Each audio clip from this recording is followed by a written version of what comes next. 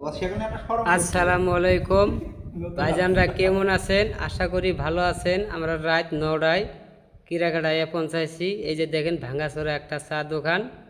এই যে এই বুঝিটা আমাকে ডাক দিছে, চা খাবার নেগা দিছে। এই যে আমরা 3 মামা ভাগ্নে চা খাইতেছি। আপনারা দেখে আঙ্গর জন্যে অল্প দোয়া করবেন। মোটামুটি বাড়ি পৌঁছাইতে 10টা বাজবো।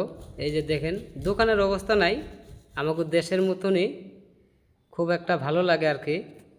সব কিছু খাওয়া খাদ্য বা আপনাকে যদি ভিডিওটা যদি ভালো লাগে তাহলে অল্প লাইক শেয়ার করবেন আর কমেন্টে জানাবেন যে এই ধরনের ভিডিও ভালো হয় না খারাপ হয়, আপনারা জানাইবেন।